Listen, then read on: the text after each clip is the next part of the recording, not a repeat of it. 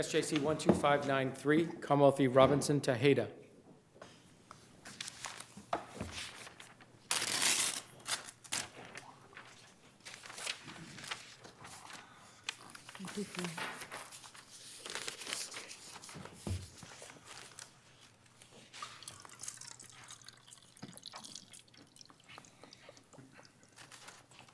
Mr. Curran, good morning.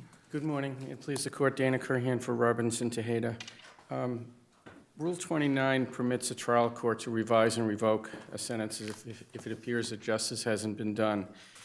And although there's nothing in the language of the rule as it's presently written or at the time of the revise and revoke in this case, this court has held on a number of occasions that defendant's motion must be considered in light of facts as they existed at the time of sentencing. This, of course, the change here, the revise and revoke here was allowed because of an event that took place 10 months after the defendant's sentencing, namely the sentencing of the co-defendant. What we're looking for is an exception to this court's rule that would permit the court to consider the subsequent sentencing of a defendant. We're not asking for a blanket exception to the rule. We're not actually even asking for a change to the rule. Again, the language of the rule doesn't address this issue. This is... Would the language allow also upward revisitation if yes, the co-defendant got more time, the judge on his or her own could revise it upwards? There's a possibility of that. Be careful what you wish for. Well, yeah. I'm dealing with the case in front of me. Yeah. But this is, I guess the judge could arguably do it on his or her own, but this was a motion brought by the defendant, was it not? This was a motion brought by the defendant. There's a possibility. I'm not commenting one way or another whether that's a good idea.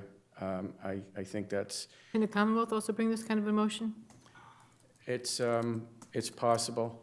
My guess is it's doubtful whether it would be allowed, but there's a possibility that it would be. But I think looking at this case, we brought the motion because the co-defendant, who was arguably more culpable and more involved in the crime, got a lower sentence from a different judge. And I know that, but I mean, the Commonwealth could bring a motion under Rule 29 anytime that the co-defendant got a greater sentence than the sentence that your client gets. That could be a big problem. well, I mean, we could tailor the rule and say that only the defendant can make that. I don't think so. Is the defendant under Rule 20? Is the Commonwealth allowed to bring a motion under Rule 29? Question I asked. Under the current version, I believe they are. And again, I'm not sure how often that would come up, and I'm not sure how much application that would have to our particular case. But I think the judge in this case made the decision that the sentence imposed, the interests of justice required a reduction in the sentence.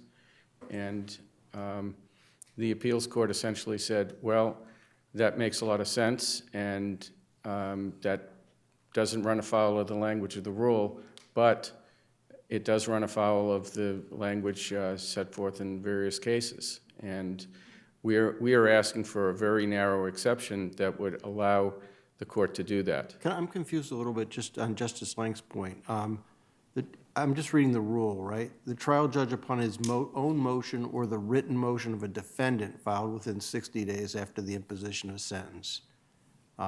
Where is it allowing the Commonwealth? Am I missing something? The Commonwealth can only do it for an illegal sentence, right?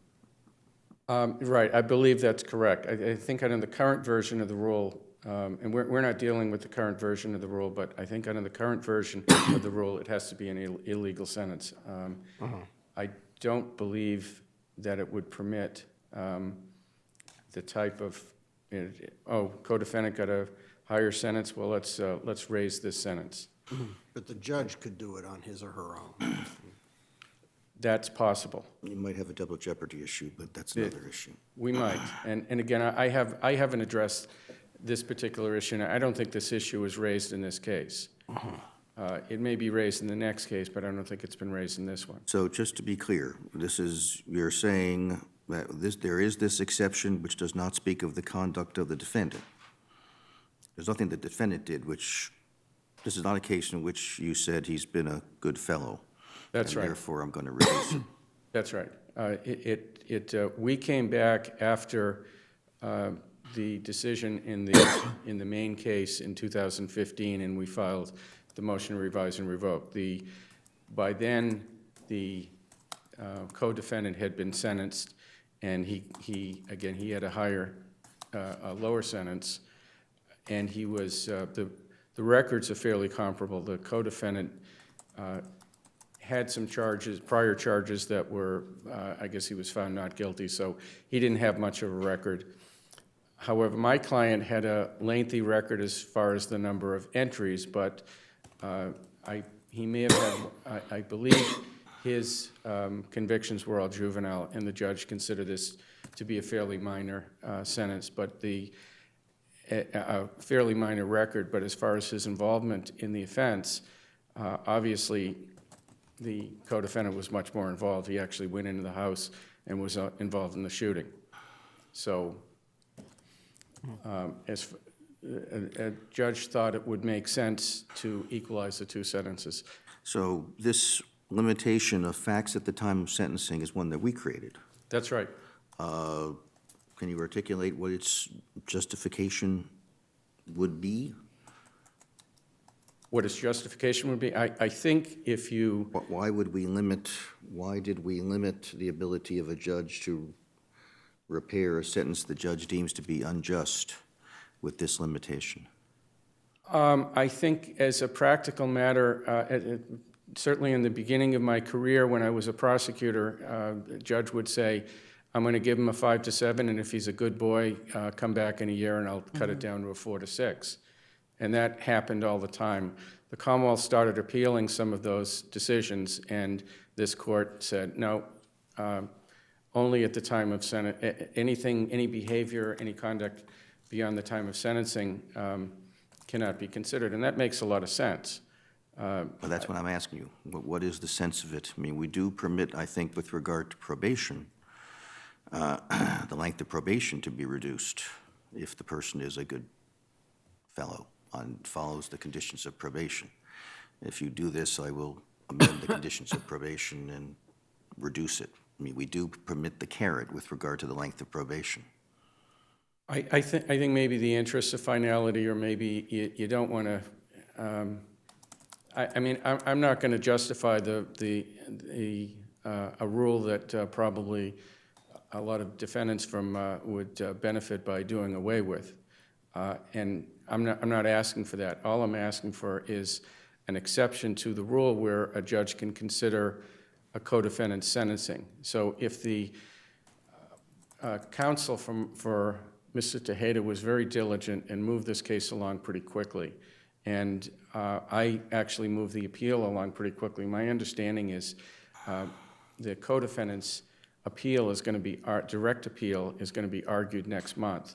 Had he been more diligent and had he been sentenced prior to Mr. Tejeda's sentencing, the judge, of course, could have said, well, he got a 5 to 7, I'm not going to give him any more than that. But the fact that he was diligent and he moved his case along and his case was tried first, now when the co-defendant on what would clearly be the same evidence received a lower sentence and arguably was more culpable, I think it makes sense to recognize this type of exception. What happens if the co-defendant's acquitted? Can you bring this on the grounds that someone's acquitted? Hey, he was more guilty than I was, but they acquitted him, so I want a lower sentence? I guess you could stretch the rule and do that, but I don't think that'd be encompassed by the Why? rule. So tell me the logic, though, of that. So we can consider that the co-defendant's convicted but got less time, but we can't consider that the co-defendant's acquitted and then adjust it. Well, I mean, there is case law on what happens if a co-defendant is acquitted, and that doesn't entitle you to relief. You never know what a jury is going to do, and you never know, maybe the evidence comes in differently, maybe you just have a different jury, maybe you have a more skilled attorney. That probably doesn't affect the sentence. This was a case where I know the Commonwealth argues that, who knows, it might have been a different evidence, but I believe it was the same trial prosecutor, and it would have been the same evidence. And 2 juries heard the same evidence. 2 juries found both defendants guilty, and but another judge gave him a lesser sentence. Yeah, so rather than try and work around our case law on revise and revoke, the point I think you're making and that you made in your brief is that you sentence somebody to whatever it is, a 6 to 8, and then there's a sentence of a co-defendant who's probably more culpable, who receives less of a sentence, and then the judge looking back says, gee, I don't really think my sentence was fair, considering that. I don't think it's fair. That should just be a very unusual, specific exception to that the events have to have existed at the time of the original sentence. It's very narrow. That's right, and that's all I'm asking for, because the judge looked at this and said, yeah, I don't think this was fair. Because what I did back then, I just don't feel is just anymore. And that's exactly what the judge said. And I think the appeals court acknowledged that and said, yeah, it probably was fair to do that, but we're not going to be the ones to do it, and that's why we're here. Right.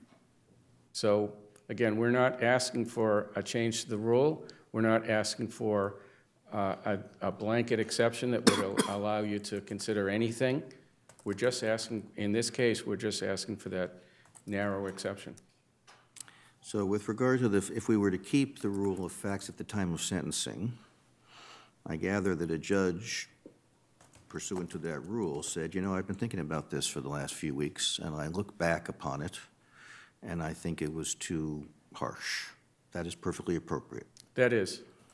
And the issue here is whether a judge could say, listen, I'm thinking about it, and I saw what Judge X did with regard to this defendant, and this particular defendant, Mr. Tejeda, was simply the driver. He remained in the car. The other defendant was actually at the scene and assisted in the drug ripoff, and therefore he's more culpable. And I'm persuaded by the reasoning of this particular judge that this defendant should not have a more severe sentence. Is that different from facts at the time of sentencing, or you're just being affected by the reasoning of a different judge? Well, I don't think you're really focusing on facts at the time of sentencing. I think you probably are being affected by what is probably appropriate considerations and would be appropriate considerations if it occurred at the same time or earlier. Okay, what if the judge had read a book on sentencing after the sentencing and said, I think, having read this book, I think that the sentence I did earlier was unjust?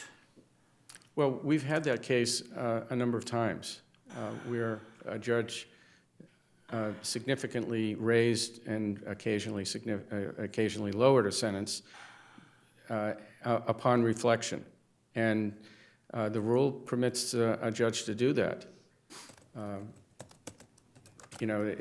think the case law from this court and from the appeals court essentially said, we don't want you coming back after a year and saying, my client's been a good boy in prison and model inmate, and that should be considered.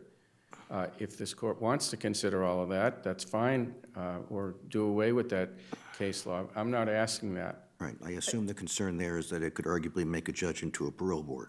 Mm-hmm. That's probably true. I ask you, did the appeals court take into account its own case in Commonwealth versus Derry from 1988? Do you remember that? Yes, it did. It did, okay.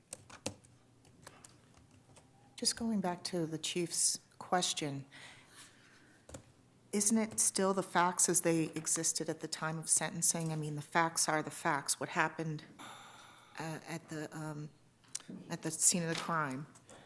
But the reflection, based on what happened and reflecting on all of the facts, that doesn't work?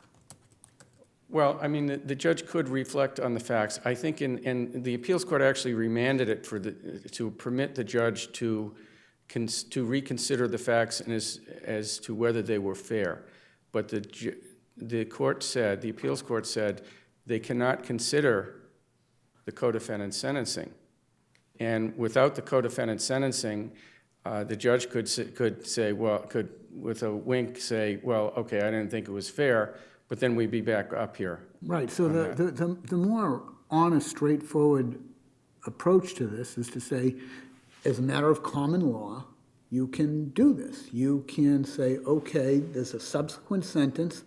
Now, with that sentence, I just don't think my sentence that I imposed is fair. It's not just. That's right. And I have to say, I don't understand why they didn't, in their footnote in discussing Derry, they point out this has been done in the past, and it was done in Derry, but they do it.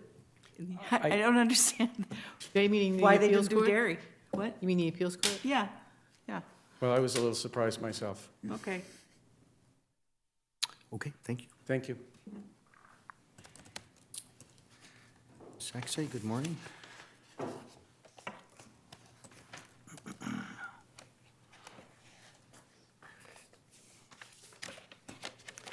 Good morning, and may it please the court. Helle Sachse, on behalf of the Commonwealth, we're asking the court to vacate the order revising and revoking the defendant's sentence, and we're also asking to reimpose the sentence of 6 to 8 years in prison. Here, the judge abused her discretion because in ruling on the defendant's Rule 29 motion, she solely considered information that came about after the defendant's initial sentencing. Right, now, we understand that, so, but take me back to my confusion regarding Commonwealth versus Derry, which was from 1988, where we said that, where the appeals court said that this is one of the things that a judge can consider. Correct, Your Honor. That is one of the factors, but the court in Derry explicitly said that it can be one, but not the only factor. Not the only factor? Not the only factor, and there's a footnote in Derry that also says that there was no indication, I think it's footnote 3 in the decision, there was no indication that any post-sentencing events were taken into account by the judge in Derry. So what the judge in Derry did can happen. The judge considered the defendant's involvement in the case and the defendant's own description of his involvement in the events after that guilty plea, and came to the conclusion that the defendant was much more involved as the judge had initially. They raised it, right? And he raised it, yes. And much more involved as the judge had initially thought. And there is, the decision in Derry is not at odds at all with the Commonwealth position here. The problem here is that the only factors the judge considered were the post-sentencing trial of a co-defendant and the sentence that was imposed there. And we do not even have a factual basis for that, because even though the two trials arose out of the same set of circumstances, we do not know what happened at ATN's trial. We do not know who testified, what the evidence was. You've not offered us anything to indicate that the facts are materially different. Is that ATN was with the person who was involved in the drug ripoff at the door, and Tejeda was in the car. Are you claiming that the facts are going to be materially different from that in the ATN trial? They will not be completely different, but each defendant, of course, at his own trial would have had an incentive to downplay his own role. And Your burden to say, Your Honor, the facts played out differently in ATN? No, Your Honor, it is not, because it's in the Rule 29 motion, it is the defendant's burden to present a factual record, and here he did not. He did not present an affidavit and simply stated that notwithstanding the fact that he had a greater role than the defendant and that his criminal history is worse than the defendant's, ATN received a lower sentence. We know that the second statement is untrue because Tejeda's sentence is criminal record is in fact more severe, and there's no factual basis for the first claim. He could have parsed the transcripts of the ATN trial, could have presented a detailed account of facts. He chose not to do that. That brings me to the other argument the Commonwealth is raising, that this motion never should have been decided without an affidavit. I understand that De Jesus contains that language that a motion can be brought on, set on the motion alone if it sufficiently sets forth the grounds, but that does not apply to facts that need to be raised as part of the motion. Facts cannot be raised in a motion, they need to be in an affidavit. Let me ask you, is it appropriate for a judge, when there are multiple individuals involved, to consider the horizontal equity of his or her sentence? That is, my sentence in comparison to the sentences of other co-defendants? Your Honor, it is in the scenario that is addressed by Derry, where the other the co-defendant's sentencing occurs either at the same time or before. In the way that the judge did it here, she essentially took on the role of the appellate division that is created by statute in order to review sentences throughout the Commonwealth for the type of equity that the defendant is seeking here. I'm not quite sure why you say it's an appellate division, but if they, I don't know whether there was a Bruton issue that caused them to be tried separately, but if they were tried together, or if Mr. Etienne's case was tried first, do you agree that it would be appropriate to consider the relative culpability of each of these defendants in setting sentence?